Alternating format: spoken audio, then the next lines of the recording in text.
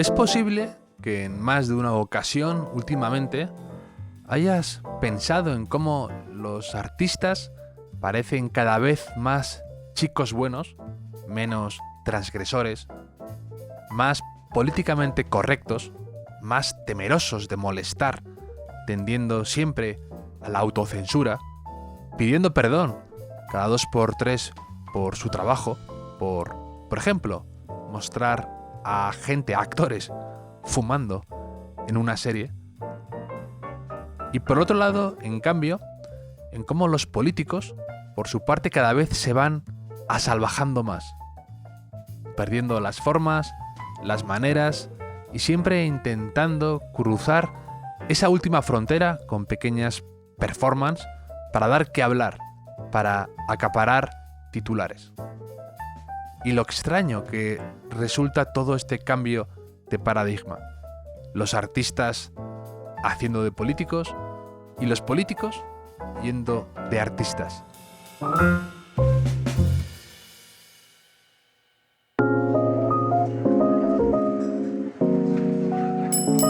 Bienvenidos al Hotel Jorge Juan con Javier Aznar, un podcast de Vanity Fair y Seagrams.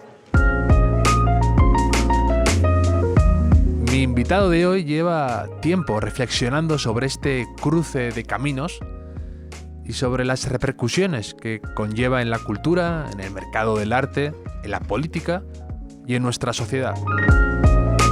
Hoy viene al hotel el antropólogo Carlos Granés, que ha publicado recientemente un ensayo con la editorial Taurus llamado Salvajes de una nueva época, en el que explora toda esta tendencia.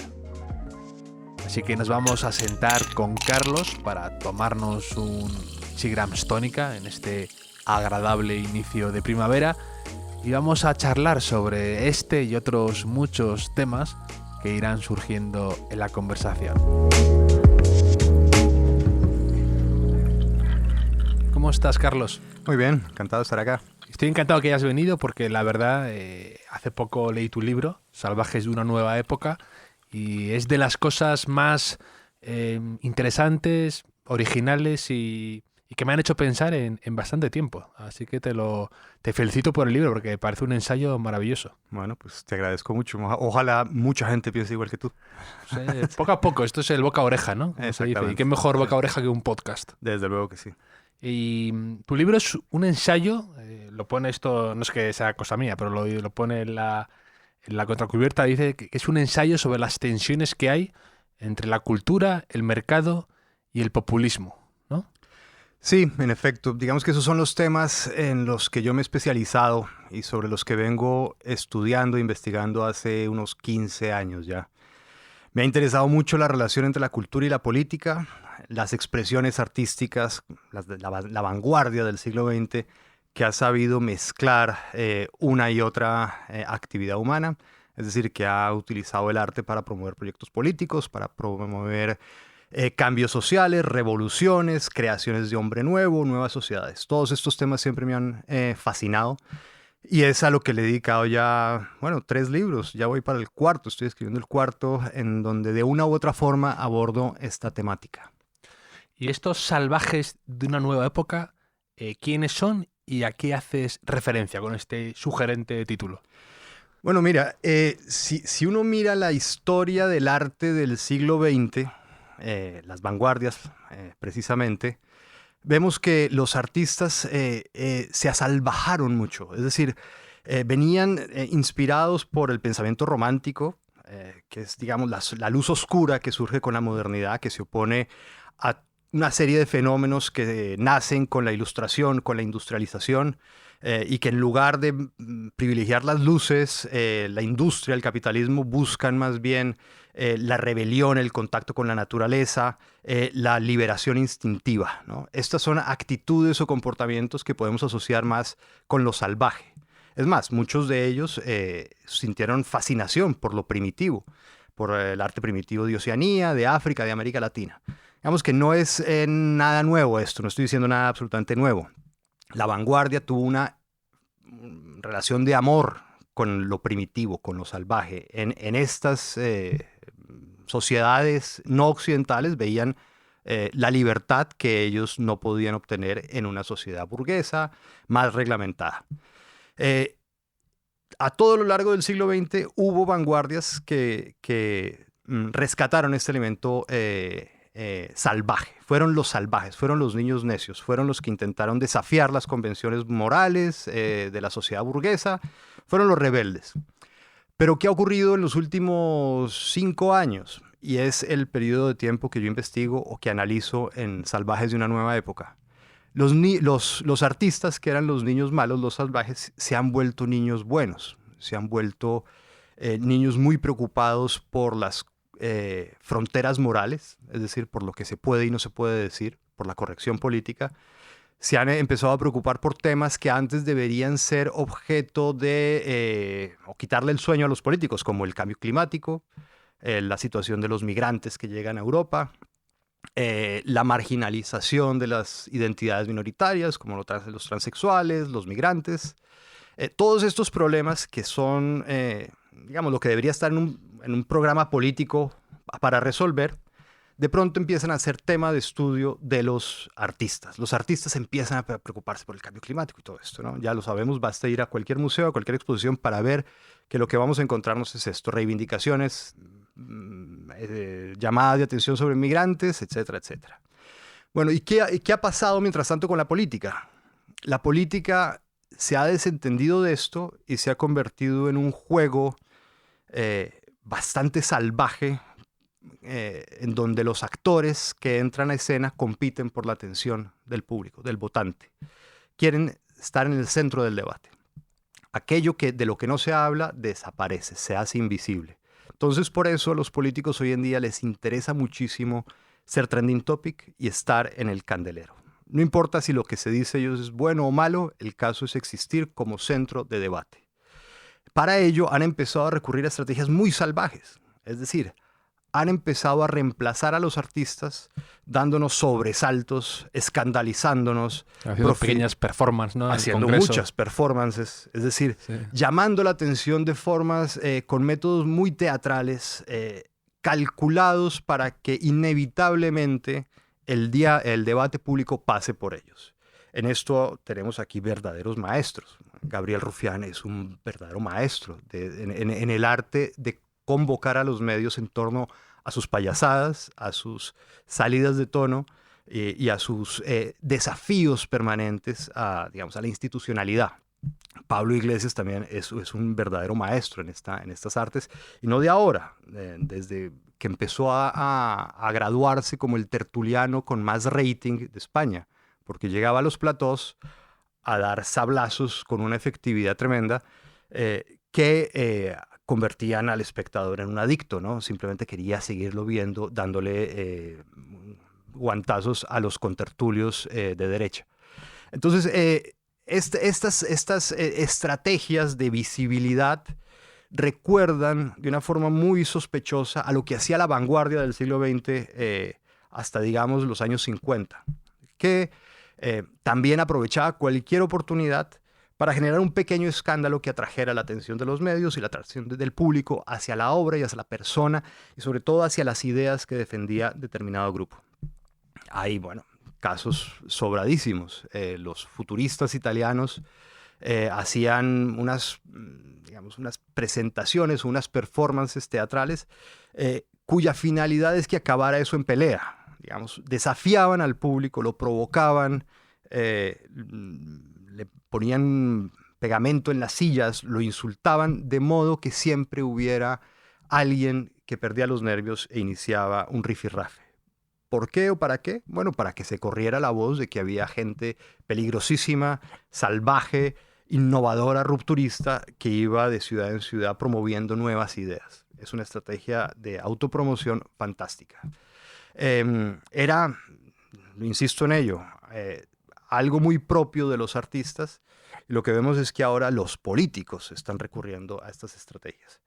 Y eso hace que la situación actual sea tan escandalosa y confusa, ¿no? Porque vamos a un museo y los artistas intentan moralizarnos, intentan decirnos qué es lo bueno y lo malo, intentan inducirnos a comportarnos de cierta forma, a ser buenos, a ser buenas personas, algo que el arte en realidad no debe hacer. También se ve en el cine y en las series. Incluso te avisan ya de a lo mejor esto no refleja los valores con los que estamos de acuerdo, ¿no? Desde luego, exactamente. Ahora, digamos, el arte no muestra la complejidad, la complejidad humana, es decir, las pasiones turbulentas que nos constituyen, ¿no? No explora eso porque puede resultar ofensivo, o puede parecer un mal ejemplo, o puede hacer pensar a la gente que los productores están de acuerdo con la violencia o con, digamos, con cualquier vicio humano, lo cual es una estupidez de un tamaño pues inaudito. Es una puerta peligrosísima que abres, además, ¿no? A la censura, a la autocensura, a perder espacios de libertad. Y digamos que, y también lo demuestra la historia de la vanguardia occidental. Si algo tiene bueno el arte, es que amplió los espacios de libertad. Digamos, dijo lo que no se decía, rompió tabúes, tocó temas peligrosos que hacían vacilar las convenciones morales. Digamos, fue osado, fue valiente en ese sentido el arte. Y el hecho de que ahora se retroceda a un tiempo en donde en lugar de explorar, de experimentar, se intente fijar la convención de lo decible y lo no decible, es un retroceso terrible para la sociedad y para la cultura. Hoy, digamos, el penúltimo escándalo tonto de la temporada ha sido la exposición de desnudos de Tiziano en el Prado, ¿no? Ahora resulta pues que es supremamente incómodo, ha dicho un tuitero con más visibilidad que luces, es verse rodeado de mujeres, ¿no? Desnudas, que eso, pues digamos, es algo terrible o nocivo, no sé qué diablos, ¿no? Cuando antes la izquierda o el progresismo intentaba demostrar que el cuerpo humano era algo natural, que no había que ponerle tabúes, que no había que ponerle misterio, que la sexualidad es algo sano, etcétera, etcétera. Ahora esa misma izquierda empieza a adoptar actitudes supremamente puritanas, supremamente protectoras, infantilizadoras, que hacen ver un desnudo del Prado, digamos, como una aberración que ofende a la mujer o que quién sabe qué daños terribles produce a la sociedad. Digamos, es un síntoma de imbecilidad tremenda que estamos viviendo en la sociedad contemporánea y que de alguna forma, sí, yo intento denunciar con mi ensayo, con Salvajes de una nueva época, sin duda. Y está separado en esos dos ejes, ¿no? Como el salvaje se hace capitalista, ¿no? El artista se convierte en lo que antes criticaba o lo que antes huía, y el camino inverso, ¿no? El civilizado se hace salvaje. Y además me gusta mucho tu libro porque creo que contiene un montón de casos, como de ejemplos tremendamente ilustrativos y muy iluminadores de esta situación. O sea, que no te quedas en lo abstracto, sino que lo señalas y son temas puntuales y concretos que te hacen pensar. Son como casos prácticos, ¿no? De la vida y de la vida cultural que a medida que los iba leyendo me hacía entre gracia y miedo por momentos. Y hay ejemplos maravillosos y de verdad demoledores. Que hablas, por ejemplo, de cómo esa paradoja continua, ¿no? Que es como un tema muy presente en tu libro, la situación que bordea a veces el absurdo de todo este embrollo, ¿no? Mira, el libro yo lo divido en dos partes. En la primera hago un recorrido para mostrar cómo la vanguardia, que era, digamos, salvaje y anticapitalista o antimercado o antiburguesa, ha sido poco a poco integrada al sistema capitalista, cómo poco a poco no solamente ha entrado al mercado con tremendo éxito, toda la vanguardia, todo el arte contemporáneo se vende y muy bien, a buenos precios, sino que además ha entrado al museo, a las instituciones y se defiende con uñas y dientes desde lugares de poder, ¿no? de la sociedad actual.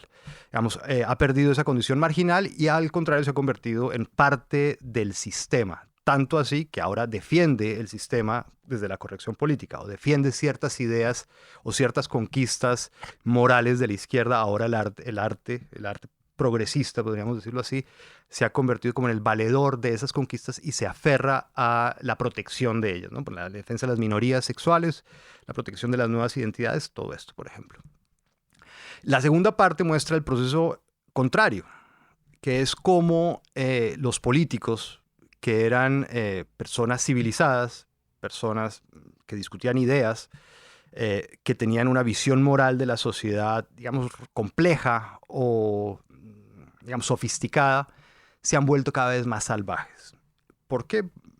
Por la lucha por la atención a la que hacía referencia antes. Y bueno, hay ejemplos en la política contemporánea española fantásticos. Ya mencioné a Rufián y a Iglesias. ¿Qué es lo que me interesa de ellos? Sobre todo de Podemos, que fueron a aprender política a mi tierra o a mi continente, América Latina. Tú eres colombiano, ¿no? Yo soy colombiano, en efecto. Lo cual para un latinoamericano resulta muy desconcertante. Es decir, que un español intente formarse como politólogo en América Latina resulta raro. ¿Por qué? Mira, América Latina tiene para ofrecerle al mundo infinidad de cosas, culturalmente, gastronómicamente, vitalmente maravillosas, pero políticamente no. Lamentablemente, políticamente hemos sido un desastre y gran parte de nuestra violencia, nuestra falta de democracia, nuestra miseria ha sido por culpa de la política. Entonces, ¿por qué unos españoles, teniendo tan cerca a Francia, a Inglaterra, a los países nórdicos, a Suiza, democracias plenas, digamos, sistemas redistributivos de justicia, de libertad, bastante más sofisticados que la sociedad de América Latina, se van a Bolivia, a México y a Venezuela a aprender política? Esto es una pregunta que la gente debería hacerse, es decir, porque es desconcertante, es muy desconcertante. Es más, los latinoamericanos venimos a intentar aprender algo de Europa para civilizar mínimamente las ruinosas democracias que padecemos. Estos no, hacen lo contrario. ¿Por qué? ¿Por qué? Es una pregunta pues, que vale la pena hacerse.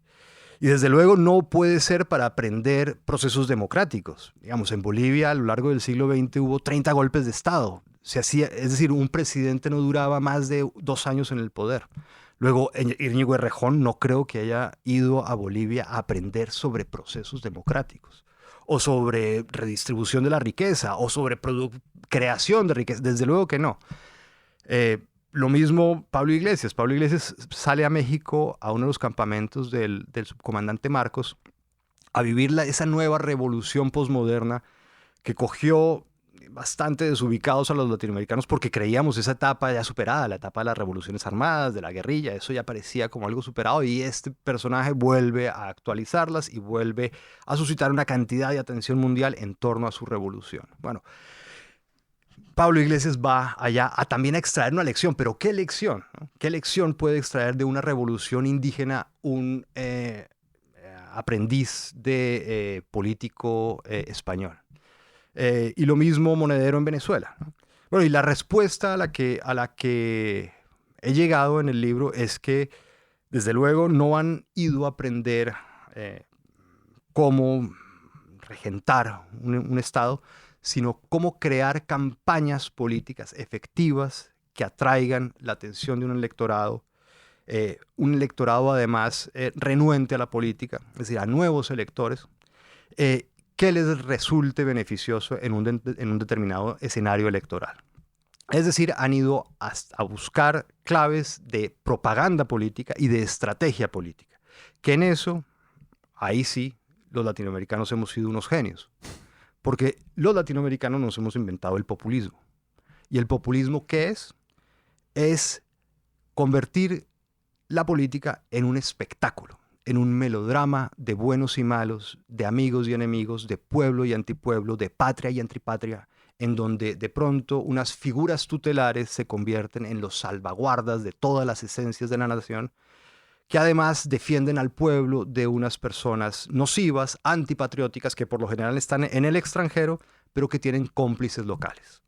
Entonces dividen a la sociedad en buenos y malos, es decir, es una historia melodramática y cutre, buenos y malos, y nosotros estamos del lado bueno, del pueblo desvalido, descamisado, etcétera, etcétera, y vamos a luchar contra lo malo.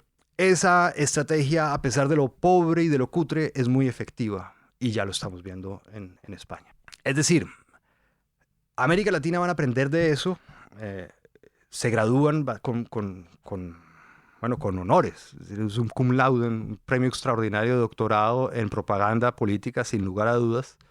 Eh, pero más allá de eso no hay nada. Es decir, el populismo tiene ese enorme problema, ese enorme vicio.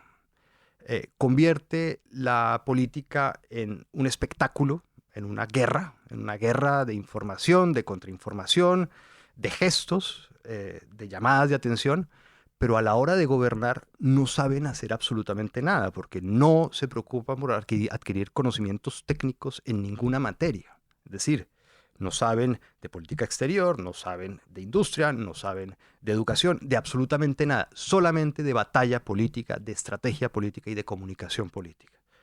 ¿Eso qué ocurre? ¿Qué efecto tienen en las sociedades? Bueno, pues que convierte la política en lo que hoy estamos viendo, un circo, ¿no?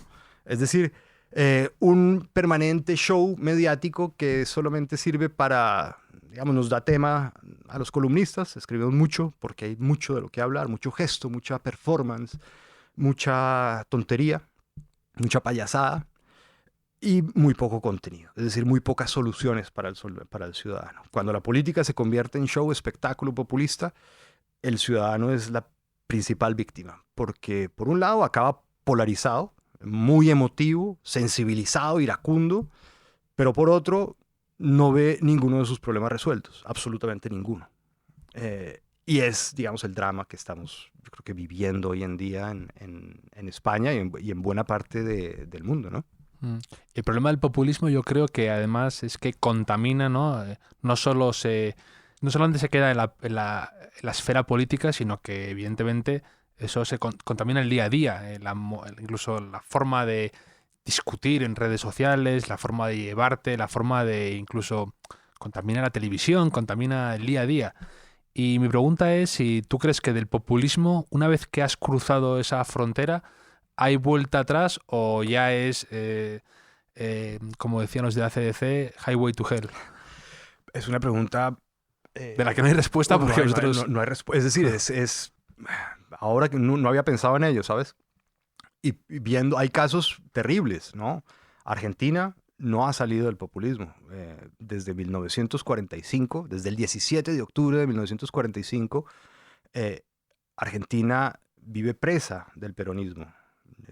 Perón se convirtió ese día en un mito en Argentina, un mito oscuro, dudosísimo, con muchas más sombras que luces. Es más, sombras, vicios muy, muy feos de derecha. Y sin embargo, hoy en día es un mito que le sirve a la izquierda para ganar elecciones. Es algo desconcertante. Y ahí está, y no hay síntomas de que eso vaya a cambiar. Lo que estamos viendo ahora en Bolivia con la estela que dejó Evo Morales también es preocupante porque quedan delfines que de alguna forma burlan la legalidad, porque a pesar de que el presidente, el líder, el caudillo no pueda volver al palacio quemado o a los distintos palacios de gobierno en América Latina, siempre tienen a un títere, a un delfín, a un pariente que va a ser las veces, digamos, que va a ser su voz en el gobierno. Entonces, es preocupante, es preocupante. Debe haber alguna forma de combatir el populismo, sin lugar a dudas. Pero es difícil porque además es un negocio mediático fantástico.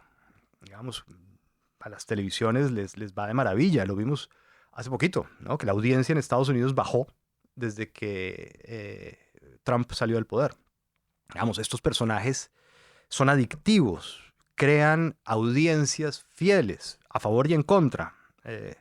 Los vemos tanto quienes los detestamos como quienes los aman. No, incluso los creamos, ¿no? De Los alguna creamos, manera. claro que Yo siempre sí. lo digo, que con el caso de Trump, mucha gente que ahora ha montado campañas contra él fueron los que le auparon a él ahí. Desde luego. Porque, de hecho, bueno, siempre pongo el ejemplo, pero el presidente de la CNN tuvo que disculparse porque decía que habían emitido trozos de discursos de Trump cuando era candidato para las primarias republicanas, porque generaba picos de audiencia inauditos. Claro, Entonces, desde luego. Al final tú le estás Como dice, ¿no? El dicho, si tiras cacahuetes, tienes monos. Desde Pues luego. igual. Además, nada da más cuota de pantalla que el fascismo. Es decir, entonces, fascismo es como vampiros o como zombies, es lo mismo. Yo recuerdo aquí muchísimo antes de que apareciera Vox. Es decir, se reunían 4 frikis en la tumba de Franco en el Valle de los Caídos y eso parecía una notición importantísima, ¿no? Hace poco se vio también con una chica que salió con proclamas nazis y toda la televisión fascinada con Fascinada, él. Perfiles, exactamente. Claro que biografías, de todo tipo ya Desde está. Es que eso tiene mucha audiencia. Es decir, es que es como un mito también monstruoso, fascinante, ¿no? Cualquier cosa de extraterrestres o nazis o ovnis o la mezcla de las mezcla de dos. ambos, O la como- mezcla eso Y tiburones, y tiburones también eso es funciona muy bien. Irresistible. Y bueno, los medios lo saben, los medios necesitan audiencia y los medios necesitan rating y el público cae, nosotros caemos, igual no aguantamos y comentamos algo en Twitter, digamos, es una bola que se pone a rodar y que sí, desde luego todos contribuimos a ella, todos nos quejamos, todos podemos diagnosticarla con cierta sensatez y certeza y digamos, dando en el clavo, pero no sabemos cómo desactivarla, ¿no? Creo que nuestros modos de vida, las redes sociales y demás, nos hacen, digamos, nos lo hace muy tentador, ¿no? Nos hace muy tentador empezar a alimentar debates, de pronto insulsos, simplemente porque nos permite, nos da un tema, o sabemos qué decir frente a determinadas cosas, y entonces reaccionamos y alimentamos el debate, ¿no? No sé cómo echar eso para atrás, ¿no? Es un tema bastante complejo, pero creo que urgente. Nos vendría bien digamos, políticos que nos empezaran a tratar como adultos, que empezaran a dejar el performance, que empezaran a dejar la política del gesto, que empezaran a dejarle ese campo de nuevo a los artistas. Es decir, que empezaran a hacer política y menos arte. Es que hay un tema ahí interesante en el que he pensado últimamente a raíz de todo el follón este que se ha desatado estos días en Madrid, ¿no? Y a raíz del efecto dominó con Murcia y toda esta historia que ha sucedido. Pensaba cómo los políticos hoy en día, en cierta forma, son un reflejo de la sociedad, ¿no? Y ahora estamos un poco en la época esta de la marca personal, esa frase que a la gente le encanta repetir, y yo creo que eso hace que muchos políticos no crean en siglas, no crean en un partido más allá de ellos mismos. Entonces es como yo, y después yo. Y tienen su altavoz y se lo creen. Entonces eso es lo que yo creo que está creando estos monstruos, que no deja de ser algo parecido a lo que tú hablas en el libro. Hay un momento en el que hablas de que todo se reduce al mírenme, ¿no? Mírenme cómo trato de patar a la burguesía, mírenme cómo trato de criticar al mercado del arte cuando soy parte de la columna vertebral del mismo. Y esa paradoja que se forma, ¿no? El que todo se reduce al final a que somos junkies de atención, ¿no? De querer necesitar ese chute de atención mediática y salir y ser, que sea tu nombre, no ligado a un partido político, no ligado a uno de siglas, no ligado a otro presidente de otra comunidad que tiene nada que ver conmigo. Yo y después yo. Sin duda, claro. Digamos, esto de la marca personal también viene del arte, ¿no? Los primeros que empezaron o el primero que empezó a convertir su firma en una marca fue Dalí, ¿no? Él fue el primero, un genio de la autopromoción, como pocos. Y de firmar, que firmaba como la cadena de montaje de Ford. Tal cual. Hojas en blanco, para que después pasara ahí lo que tuviera que pasar. Bueno, él fue el primero que convirtió su firma en marca. Y los artistas empezaron a convertirse en marcas, literal, porque ellos ya no hacen sus obras, ¿no? Ellos tienen talleres gigantes con 80 empleados que les hacen sus obras y ellos aportan la marca, ¿no? El nombre, el supuesto aura. Bueno, esto también ha traspasado a la política. Ahora, en Europa, digamos, en América Latina pasaba desde hacía mucho, que es el caudillismo, que también es el personaje que va por libre, que no tiene partido ni ideología fija y que basa todo su caudal político en su autoestima, en la credibilidad que puede despertar su persona sobre el electorado. Eso es un fenómeno latinoamericano a morir que ahora lo estamos viendo en Europa. Es decir, es el momento en donde los partidos tradicionales explotan, ¿no? Se empiezan a debilitar, dejan de ser, digamos, fuente de ideas seductoras para el electorado, y eso abre el espacio a outsiders, a paracaidistas de la política, que vienen con discursos espectaculares, populistas, efectistas, melodramáticos, a capturar a ese electorado insatisfecho o desafecto de sus políticos tradicionales. El gran drama de esto es que el paracaidistas no necesita una ideología fija, porque si la cambia no traiciona a nadie, no tiene a quién traicionar. Digan, sus siglas no valen nada, sus siglas son el mismo, sus siglas es su figura, no tiene a quién traicionar. En cambio, pues digamos, Pedro Sánchez sí tenía a quién traicionar, no le importó tampoco, pero bueno, sí tenía a quién traicionar, tenía un legado riquísimo, importantísimo para España y para América Latina. Es decir, lo que fue el PSOE en sus buenas épocas fue importantísimo para la democratización de América Latina. Lo mismo el PP, es decir, son siglas que tienen mucho peso y que detrás de las cuales hay ideas que no es tan fácil traicionar. Un populista, un caudillo que llega de la nada y que de 0 a 10 segundos toca cuotas de poder, llega a los parlamentos, en realidad no le debe fidelidad a nada, más allá de la estrategia que le ha permitido llegar a donde está. Y ese es el gran drama, porque hoy en día nos venden una cosa y mañana nos venden la otra. Los populistas latinoamericanos, esto hay que saberlo, siempre empezaron como pensadores de derecha, es decir, como ideólogos de una derecha muy próxima al fascismo, muy nacionalistas, que a partir de los 50 empiezan a cambiar el elitismo de cierto nacionalismo por el componente popular del nacionalismo. Entonces empiezan a volverse de izquierdas. Pero esta fórmula puede alterarse dependiendo de cómo circulen los vientos, de cómo soplen los vientos. Porque son un poco veletas. Son veletas totalmente. Un populista puede ser hoy de izquierda, mañana de derecha, hoy nacionalista, mañana neoliberal, y tampoco hay mucho lío en ello, tampoco hay mucho problema. Porque lo que prima siempre es el carisma, es la imagen, es que resulta un tipo confiable y que lucha por el pueblo. Eso sí es lo que no puede cambiar, que todo lo que está haciendo, independientemente de lo contradictorio que sea, es por el pueblo. Y quien se cree ese cuentito tonto y chimbo, pues va a votar por él. Eso lo decía Ignatieff, decía que mucho cuidado con los políticos que todo el mundo alaba su carisma, ¿no? Decía que cuando el carisma a veces es, para los votantes es una losa al cuello, porque si solo tiene que ofrecer carisma está cultivando su imagen personal, pero nada más allá que eso. Desde luego, claro. Es un efecto trampa, que la gente admira a veces el carisma, nos encanta a veces elogiar al que no lee el papel y el que se enciende a las masas en un discurso o que está muy efectista en un debate, y eso a veces, si no hay nada que lo sostenga, es peligroso. Claro, bueno, aquí nuevamente me remito a mi tierra, porque hemos dado unos oradores espectaculares. Digamos, el ecuatoriano Velasco Ibarra se subía a un balcón y volcaba al país entero para que votara por él.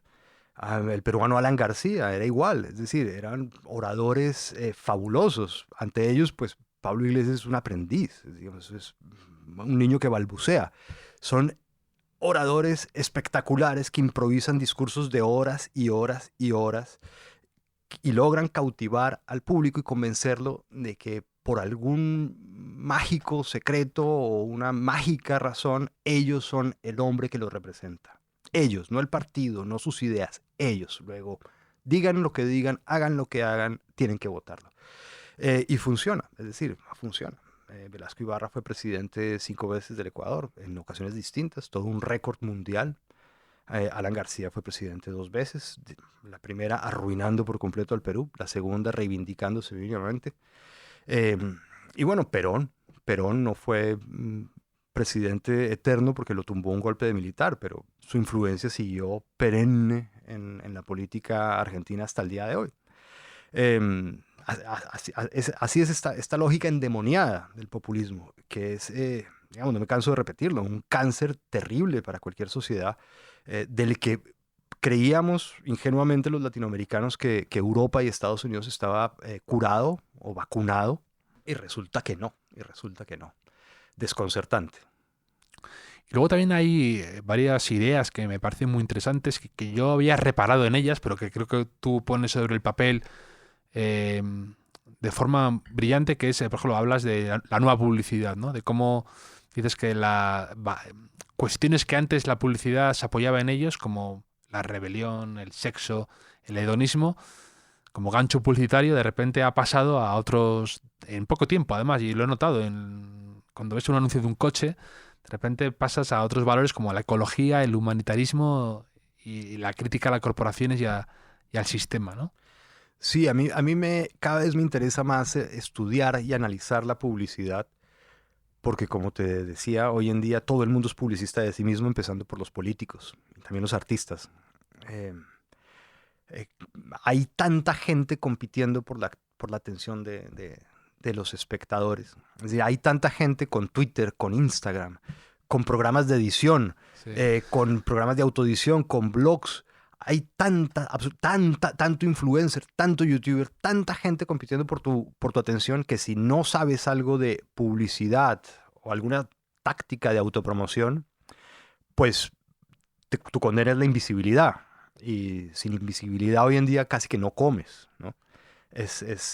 Son las nuevas reglas de las tecnologías de las que disponemos y del tipo de sociedad que estamos gestando.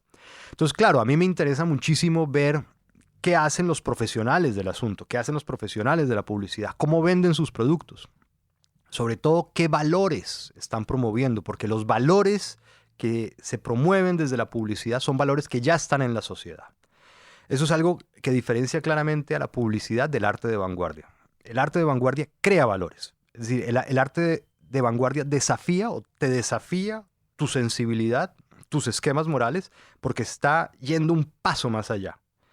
Claro, eso comercialmente no es rentable, porque justamente te está produciendo cierto malestar, te está cuestionando.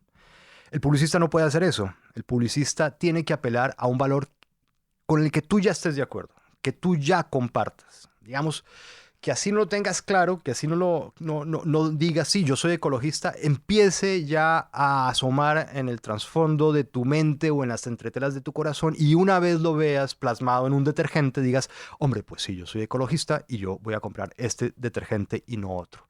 Entonces, para analizar, yo creo que un camino para analizar la sociedad contemporánea o los valores que están en disputa o asentándose en un momento dado en una sociedad concreta, es viendo qué dicen los publicistas, cómo intentan meterte productos, cómo intentan que vayas a comprar lo que ellos están promocionando.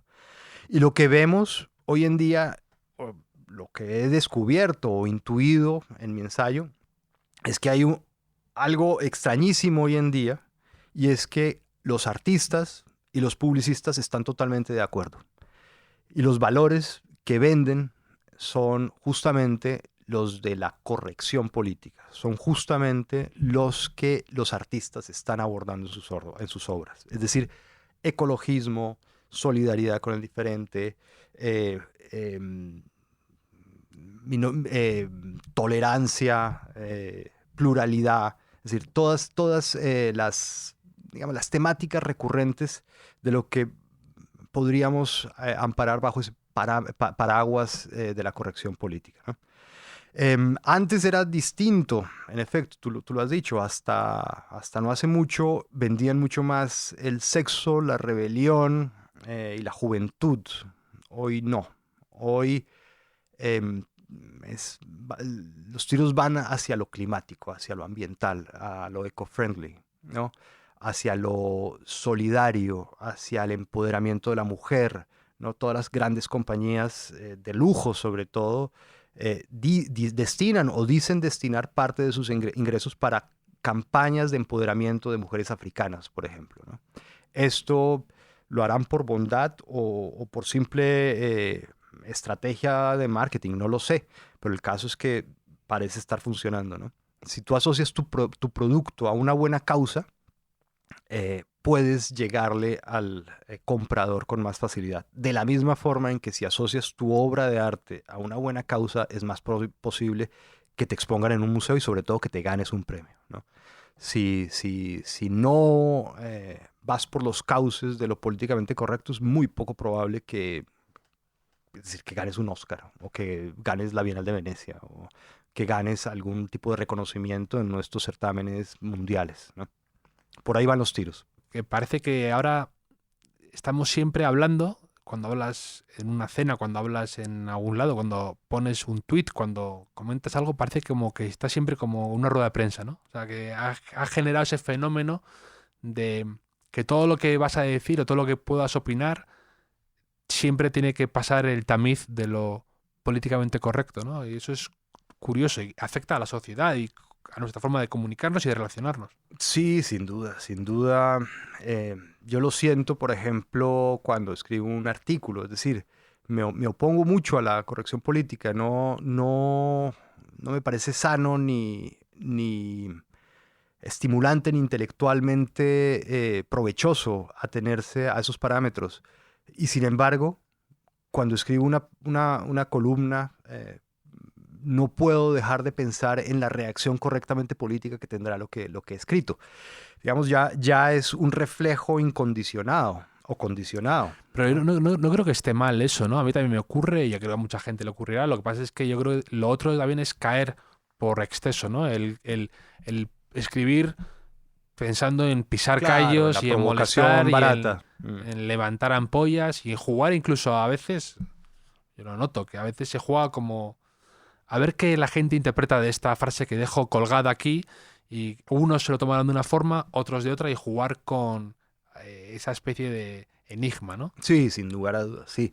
Sí, eso desde luego que no lo hago, no me gusta, digamos, he estudiado mucho la provocación artística y sé para qué sirve. Precisamente por eso soy bastante tímido a la hora de usarla. No me gusta porque sé el tipo de debates que genera y sé que es pura superficie y pura espuma, ¿no?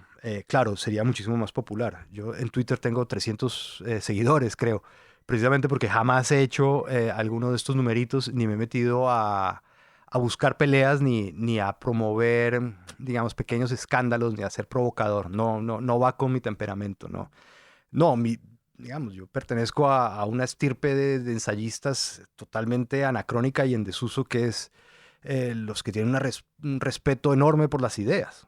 Digamos, a mí me interesa entender qué piensa el otro y por qué piensa lo que piensa y cómo ha llegado a valorar lo que valora y a defender lo que defiende. Pero, digamos, para seguir la línea de uno de estos ensayistas hay que tener muchas horas de paciencia y tiempo para leerse un ensayo. Una actividad que va en desuso, lamentablemente. Pero bueno, eso es lo que yo hago y es lo que intento promover y defender. Luego, la provocación de Twitter no me seduce, no me interesa mucho. Bueno, que antes hemos hablado te lo he querido comentar porque como artista creo que genera mucho debate, ¿no? Y mucha controversia, que es Banksy. Y pones un par de ejemplos que me han hecho mucha gracia. Pones el ejemplo de lo que el parque temático ese que montó, Dismaland, ¿no? Dismaland, exacto. Cuéntalo tú cómo es ese parque temático y por qué te interesó esa historia. Claro, bueno, Banksy es un experto en convertirse en tema de conversación, es muy hábil, digamos, que en ese sentido es un publicista nato. Su anonimato, su misterio, todo, bueno, esto lo hace casi que más fascinante que los nazis que vienen en ovnis, ¿no? tiene una estrategia muy seductora de crear, digamos, muchas expectativas sobre lo que hace. Y cada tanto sale con algo ingenioso. Hay que reconocerle el enorme talento que tiene para convocar a la prensa del mundo entero sobre lo que hace. Y tiene la película esta que hizo Exit Through the Gift Shop, sí, es muy buena. Es muy buena, es genial, digamos. Es brillante la... Autoparódica, digamos. Claro. Sí, es muy, muy, muy ingeniosa y yo creo que es de lo mejor que ha hecho eso. Es ese falso documental. Bueno, Dismaland fue una ocurrencia genial porque intentaba sabotear o parodiar a los parques temáticos típicos, sobre todo a Disneyland, ¿no? Disneyland, lo sabemos, es el paraíso de la felicidad, ¿no? De las nubes de algodón, de las sonrisas, de los niños felices, donde todo el mundo se quiere y todo el mundo es bueno y todo el mundo brilla, ¿no? Bueno, pues él quiso parodiar esto inventándose un parque que contradijera uno a uno todos estos valores. Un antiparque. Un antiparque, exactamente, en donde la gente no va a divertirse, sino a aburrirse, no va a fantasear con mundos idílicos, sino a enfrentarse a las realidades más sórdidas de este nuestro terrible mundo, ¿no? Entonces, en lugar de montarse en un barquito y ver arcoíris y niños de todo el mundo abrazándose y dándose la mano, lo que se veían eran barcas de migrantes ahogándose y llegando a costas. En lugar de princesas, pues se veía una, digamos, reactualización de la muerte de Lady Di a causa de los paparazzis, ¿no? Nos ponía o ponía al visitante frente a, digamos, a muchos problemas sociales, las hipotecas, la pauperización de la vida, el amarillismo, las migraciones, el cambio climático, bueno, los temas de los que ya hemos venido hablando. Pero bueno, digamos, eso es lo que la gente ve, eso es lo que la prensa reporta, ¿no? Si uno se pone a investigar un poquito más allá, uno descubre que esto se hizo en un antiguo balneario venido a menos, que de pronto, de la noche a la mañana, se llena de turistas. Entonces me interesó mucho ver la actividad económica que había generado este parque, y no era nada desdeñable.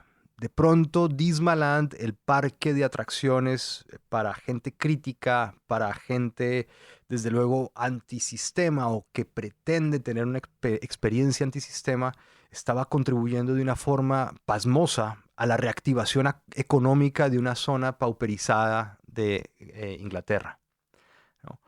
Entonces, caí en cuenta de que estas hordas de jóvenes que se acercaron allá creyendo que estaban consumiendo un espectáculo crítico, una obra de arte crítica, en realidad eran borregos que estaban paseando como cualquier turista y gentrificando una región pues venida a menos y escogida por Banksy.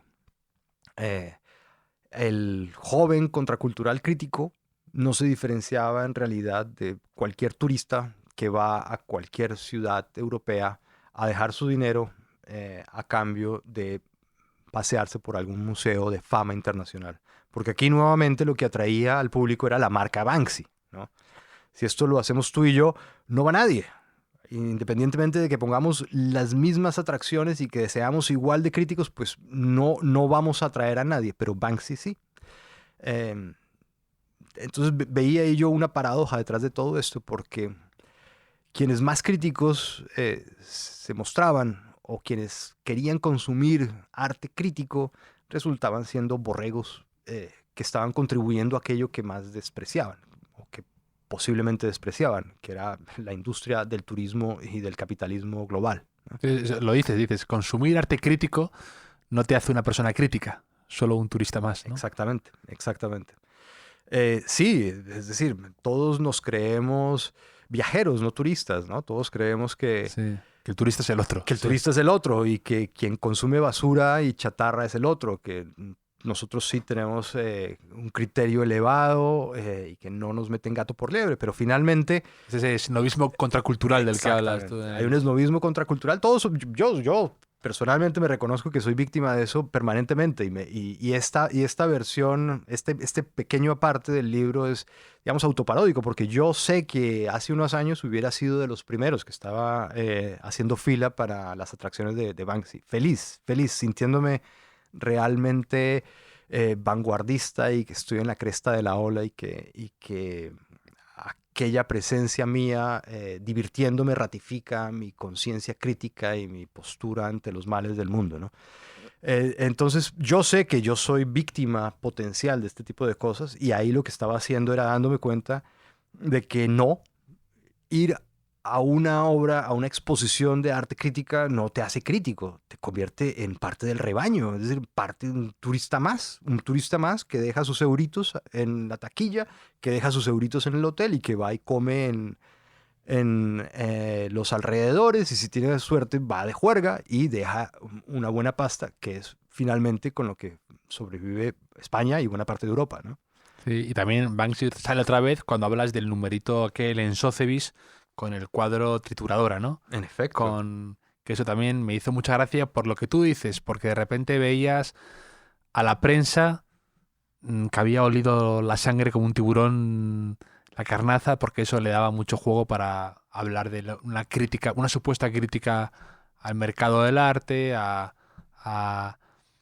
todo ese mundillo, cuando realmente tú lo dices muy bien. Dices, si hubieras querido hacer una crítica de verdad y contundente a eso, no participarías de un evento así, de algo así, ¿no? Desde luego, primero que todo no lo haces en una casa de subastas. No, en la casa de subastas. En la casa de subastas, porque, digamos, Sotheby's tiene muy buena prensa, pero es una prensa más bien conservadora y poco transgresora, ¿o no? ¿No? Uno asocia Sotheby's no necesariamente con lo más nuevo, lo más moderno y lo más rupturista. ¿Y qué hizo Banksy? Bueno, pues lo recubrió con su aura, es decir, hizo el numerito más visto, más retuiteado, retransmitido en sus aposentos. Digamos, le dio una publicidad gratis descomunal y lo asoció a lo que no es, que es a la vanguardia y a lo transgresor.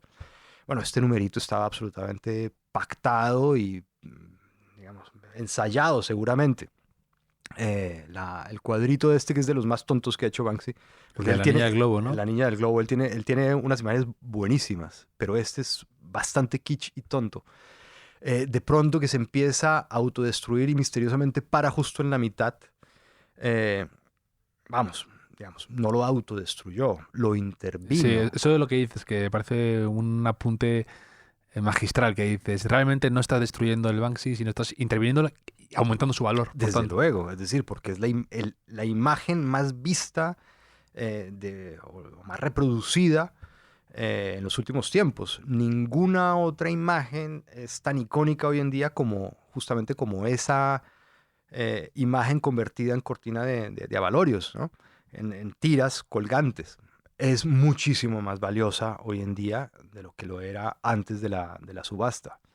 Es un juego autopromocional, desde luego. Es un juego hasta cierto punto genial, porque se convierte en un transgresor, en un rebelde que lo único que hace es valorizar su obra, en alguien que dice que no pacta con el mercado, pero el mercado se beneficia muchísimo de su juego. Y terminas potenciando lo que denuncias. Exactamente.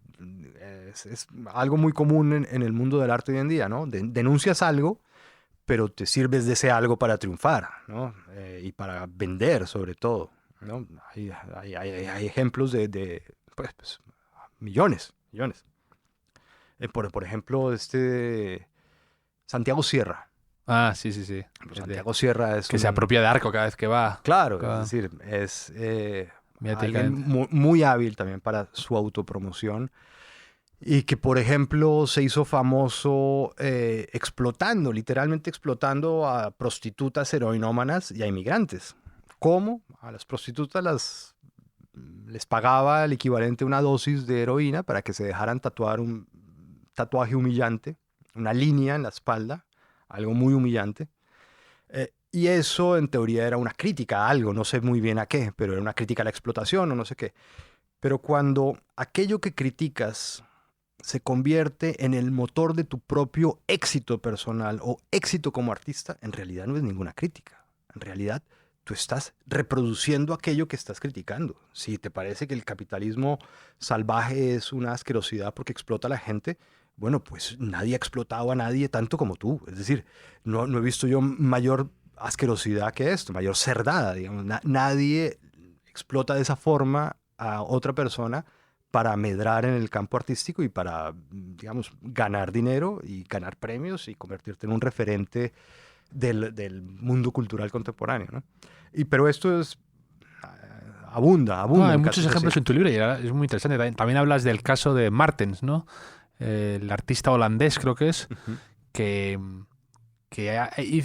hizo una planteó una historia que me pareció muy curiosa, lo puedes contar tú mejor, que es la de con la fotografía como motor, ¿no? De lo que él quería denunciar y lo que consiguió de algún modo, ¿no? Claro, él, digamos, a mí me parece que es un tipo honesto porque eh, tenía una preocupación real por la pobreza en África. Renzo Martins, un holandés en efecto, y se va a África a intentar solucionar de alguna forma la problemática que veía, intentar intervenir de forma positiva en la sociedad, y se da cuenta de algo que cualquier latinoamericano también ve, y es que la miseria vende, ¿no?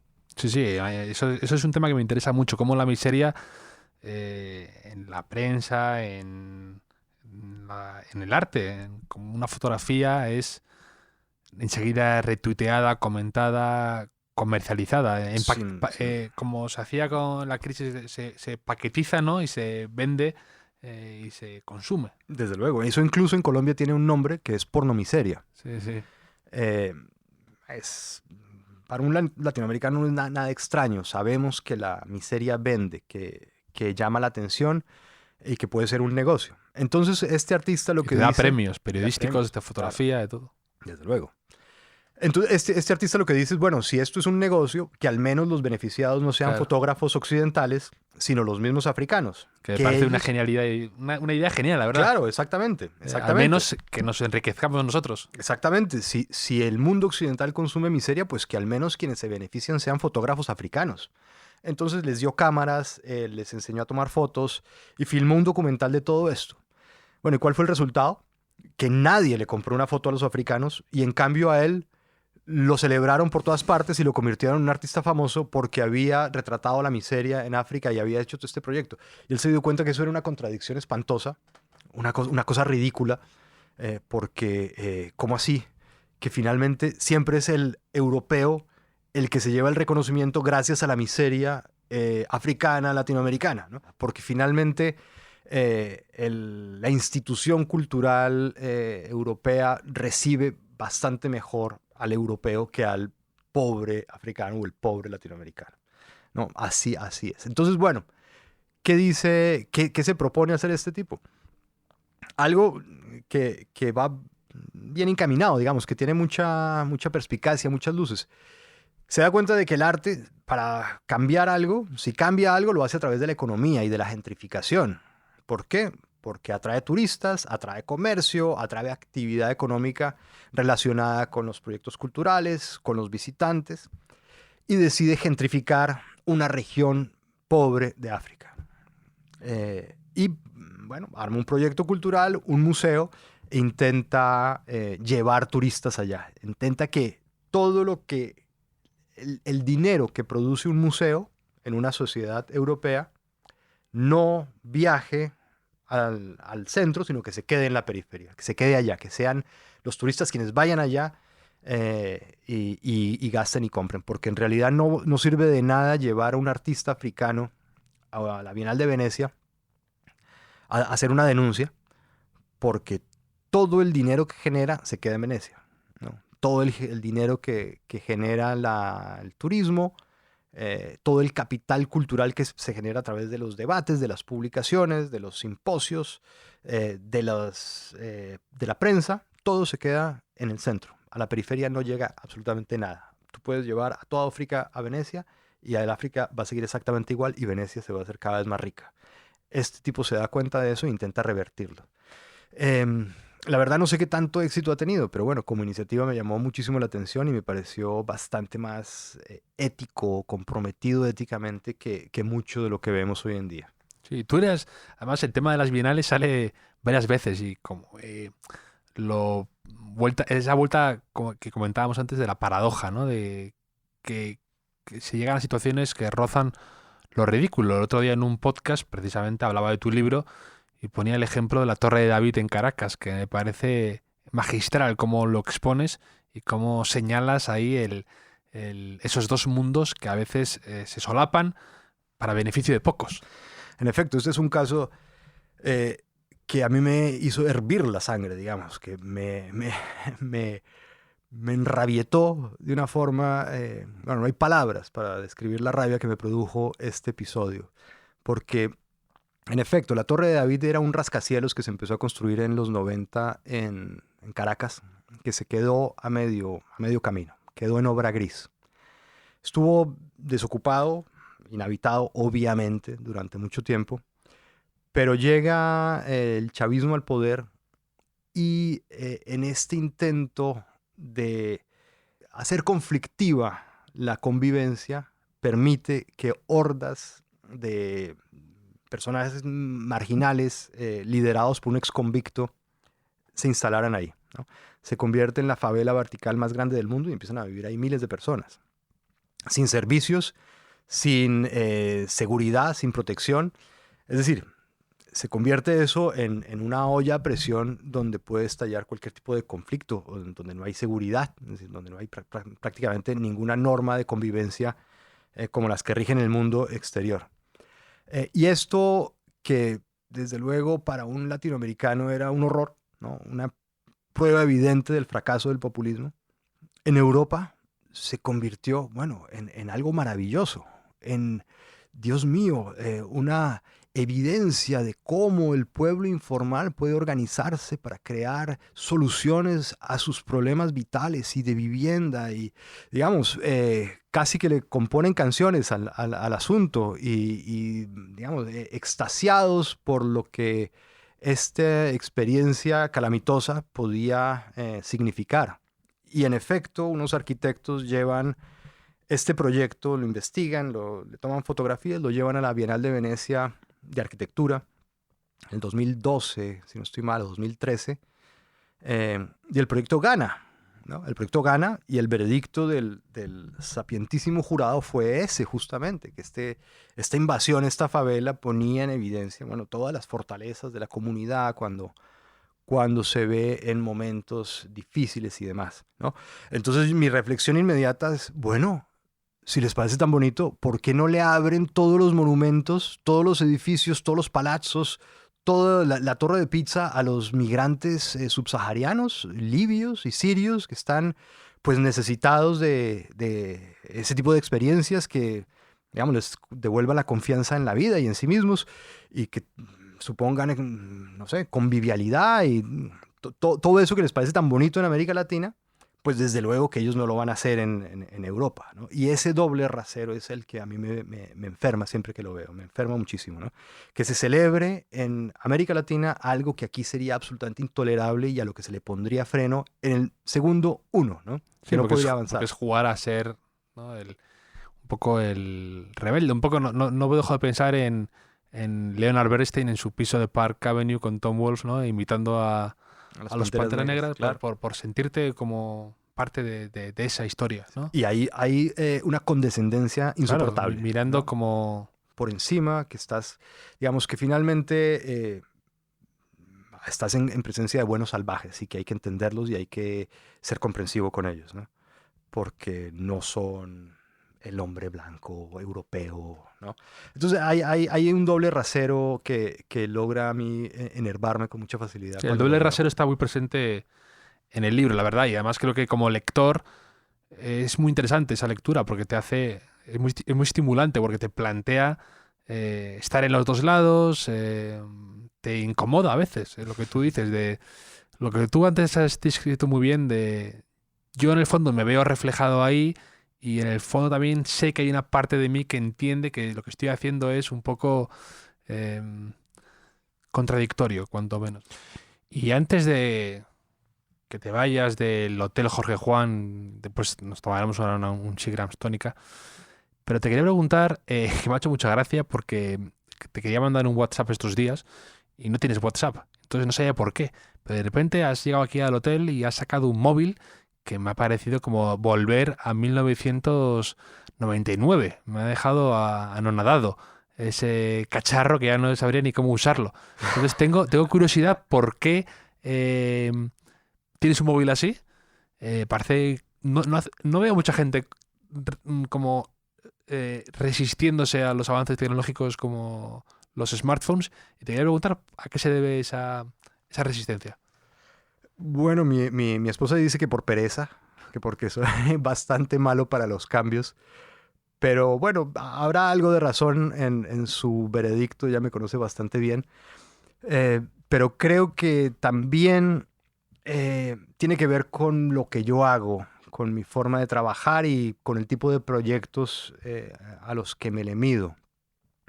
Vamos, yo sé muy bien que yo no tengo talento, que yo no soy ágil, que yo no soy rápido, que yo no respondo que no tengo buena cintura para reaccionar al día a día de la política, ¿no? Hay columnistas que yo admiro muchísimo acá, que ocurre algo, lo de Murcia, y a la hora tienen una columna fantástica, ¿no? Sobre este tema. Bueno, el caso es que viéndome reflejado en ellos, yo digo, yo no tengo esas aptitudes, ¿no? Yo no tengo esa chispa del momento, ¿no? Yo sirvo más bien, yo soy maratonista, yo sirvo más para proyectos de largo aliento que tomen 4 o 5 años, para meterme en bibliotecas, para leer mamotretos, para, digamos, un trabajo en el que soy bueno casi que por falta de competencia, ¿no? Porque ya son pocos los que se animan a ese tipo de labores que para mí son absolutamente excitantes y es una aventura maravillosa. Pero entiendo que mucha gente le parezcan tediosas. Y por eso soy muy reacio a tener objetos que roben mi atención, ¿no? Y el smartphone lo taché inmediatamente como una posible fuente de distracciones permanentes, porque lo veían mis amigos, ¿no? Estaban incluso en una cena e inmediatamente mirando más el aparato que a los contertulios. Y si eso ocurre en una cena donde estás bebiendo y comiendo y riéndote, imagínate en una biblioteca. Pues me imagino que a cualquier desfallecimiento, cualquier síntoma de aburrimiento, pues recurres al aparatejo este.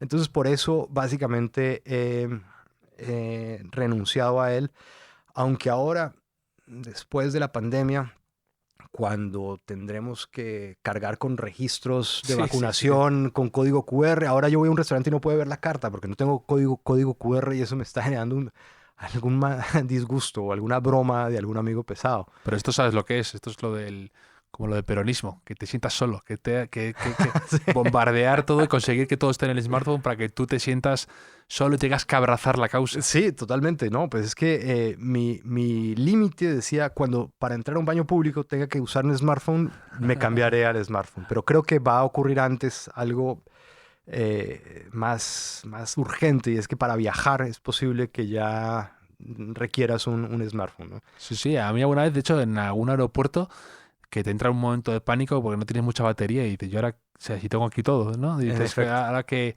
si me quedo sin batería, no tengo tarjeta de embarque, no tengo las direcciones que quiero consultar al llegar, no tengo la dirección del hotel, el mapa, el no sé qué. Claro, perfecto. Yo llevo todo eso en papel, pero sé que poco a poco eso irá desapareciendo y llegará el día en donde si muestro un papel nadie me hace caso y tendré que recurrir pero sois unos al cuantos, smartphone. Yo pensaba que erais minoría, pero luego cuando viajas con amigos te das cuenta que hay gente que sigue creyendo en En el papel, en el átomo, no en el bit.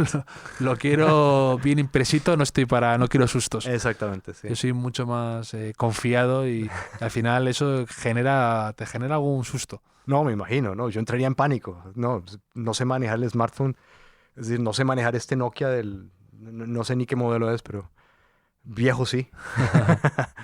Entonces, bueno, pues sí, ahí estoy un poco al margen.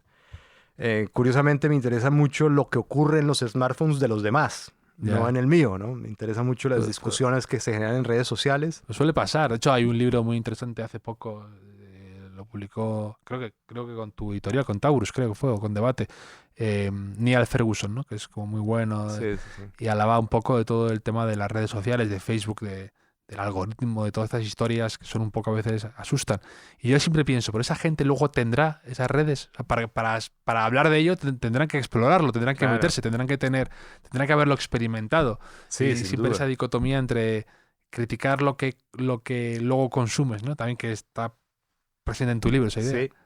Sí, yo me metí a Twitter, lo odiaba y creo que todavía lo odio. Estás sin saber tus emociones encontradas con Twitter. Sí.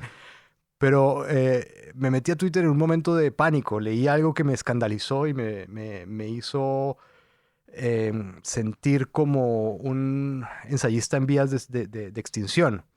me enteré que las editoriales o los editores, a la hora de considerar un manuscrito, estaban viendo el número de seguidores que tenían los autores. Y bueno, en ese momento, pues claro. Empezaste a comprar, a convencer al panadero para que te siguiera en Twitter. Claro, exactamente, pero no he hecho esa labor, oye, no he empezado y empecé en la pandemia, como en la pandemia también, es un momento de debilidad, de desconcierto. Me metí en la pandemia a Twitter y no he logrado persuadir a más de 300 personas que me sigan, oye, no, nada, soy un paria. Creo que no sigo a más gente porque ya me da vergüenza seguir más a gente, tener más gente a Sí, quien seguir que sí. gente que me siga. Eso mucha gente siempre lo tiene presente, ¿no? Sí, no, claro, yo lo tengo súper presente, entonces no puedo seguir a más. Uno tiene un orgullo, no puede Claro, arrastrarse desde tampoco. luego, desde luego. Entonces voy en una proporción 300-200. Bueno, y la verdad es que no hago nada para obtener seguidores y más bien lo uso para ver la dinámica del trending topic, la dinámica de los debates, la dinámica de los haters, de los bots, de todo esto, pues que hace parte de nuestro mundo contemporáneo, de nuestra vida, y que para alguien... Es nuestro pues, mundo, es lo que a veces a mí me hace cuestionarme muchas cosas. También yo tengo muchas fases con Twitter y con otras redes sociales de encuentro y desencuentro, de amor-odio, y a veces pienso mucho en ello, ¿no? De decir, ¿hasta qué punto esto es el mundo real, ¿no? ¿Hasta qué punto esto es lo que sientes que dicta la actualidad, pero es la actualidad realmente, es el día a día? Y luego me pongo a pensar en la cantidad de gente que he conocido en mi vida que no ha pasado en Twitter ni un minuto de su vida. Y es mucha gente, y no es que hables de tu tía del pueblo, es que hablas de gente, compañeros de universidad, amigos del colegio, que no han pasado Twitter en su vida. Entonces dices, si haces un cálculo, o sea, si haces un recuento real de tus personas, te das cuenta de que a lo mejor tú estás, no te voy a decir en minoría, pero puede que sí, y que lo que tú crees que dicta la actualidad, hay gente que le pasa muy desapercibida. No, desde luego, sin duda. Sí, el problema mío, en mi caso, es que tengo presencia en medios de comunicación, ¿no? Y eso, de alguna forma, aunque no tengo la osadía Sí, pero de convertir, nombrarme periodista, pero de alguna forma me convierte en algo parecido a un periodista. Y Twitter, claro, es útil para estar actualizado en lo bueno y lo malo, en las estupideces y en las cosas serias que ocurren, ¿no? Siempre dependiendo de a quién sigas o del algoritmo, porque yo sigo a mucha gente, pero solo me salen tweets de 3 o 4 en realidad. en ese momento que tu timeline parece como un monólogo de alguien, ¿no? Totalmente, sí. No entiendo muy bien por qué. No le Ya, doy like a nadie, no retuiteo nada. Es decir, ya.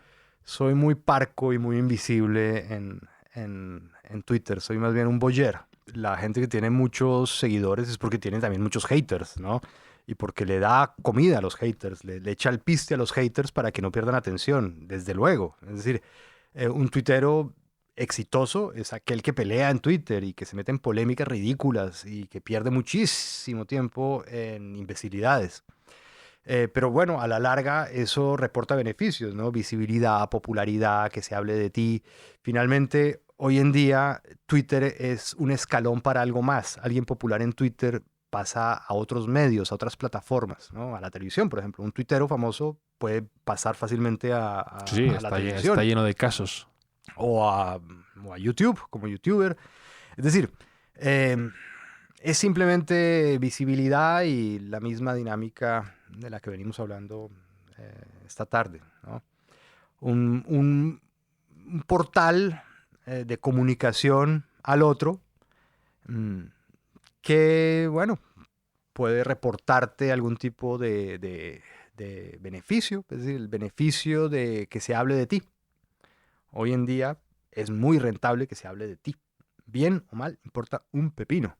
Aquí la mala publicidad y la buena publicidad desapareció como dicotomía. Aquí la realidad en la que vivimos es visibilidad e invisibilidad. Y esto lo saben, bueno, tuiteros, influencers, youtubers y políticos. Yo estoy seguro que muchas de las cosas que dice Vox las dice simplemente para que se hable de ellos. Digamos, simplemente para armar pequeñas tormentitas que atraigan la atención de los medios y así ir conquistando poco a poco espacios mediáticos y votantes. A mí me fascina el caso de Gaspar Llamazares, por ejemplo, y de su partido Actúa, ¿no? Me fascina porque nadie se acuerda de él, ¿no? Sí, no, Gaspar Llamazares, la verdad, ha quedado bastante... Bueno, es que la unidad quedó fagocitada por Podemos, y Gaspar Llamazares, lo último, a una intervención suya, y lo único también que me acuerdo, ahora solo dejo de pensar, cuando pienso en Gaspar Llamazares siempre me sale aquel retrato robot que le hizo la CIA, que era una foto de Bin Laden superpuesta con él, con la suya, una cosa muy turbia que no sé cómo llegaron ahí. Sí. Bueno, a mí me fascina el caso de Gaspar de Llamazares porque este es un político a la vieja usanza, totalmente inadaptado a las condiciones políticas del presente. Es decir, es un tipo serio, es un político serio que no tiene la más mínima habilidad para el performance y para la payasada. Luego es un dinosaurio condenado a la extinción. Es decir... Es un dinosaurio en una fiesta de disfraces diciendo, yo soy de verdad. Exactamente. Digamos, yo quiero acá un debate de ideas, ¿no? Es imposible, es absolutamente imposible. Él tiene que hacer alguna payasada para que le llamar la atención de los medios. Y era alguien que se le veía, ¿no? Con su gesto adusto, ¿no? Su voz impostada de seriedad, como uno de estos viejos izquierdistas de antaño serios, ¿no?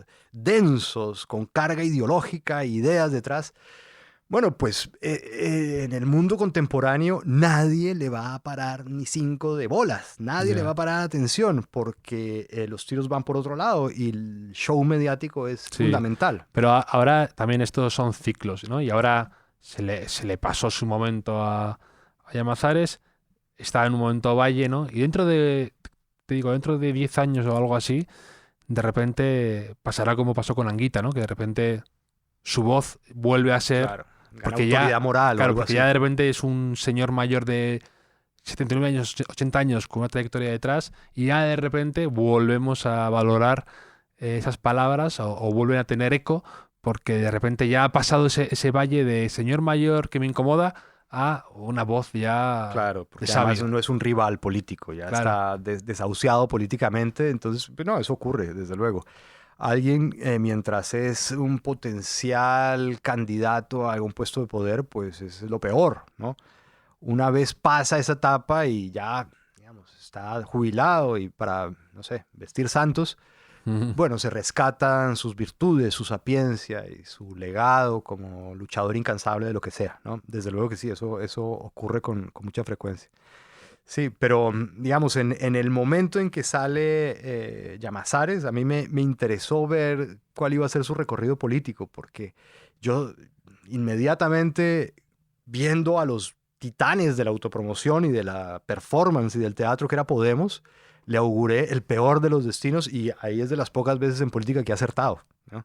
Ahí me di cuenta que no iba a tener ningún camino. A lo mejor solo te sale a ti en Twitter el Llamazares hablando. A lo mejor es posible. Y a lo mejor eso explica tus 300 seguidores. Es muy posible, es muy posible. Pues, oye, me lo he pasado fenomenal charlando contigo, Carlos. Me recomiendo tu libro Salvajes de una nueva época. Y seguiremos aquí en la jungla con los salvajes y viéndolas venir, ¿no? Bueno, fantástico. Muy bien. Muchísimas gracias. Muy bien, Carlos, y un abrazo grande.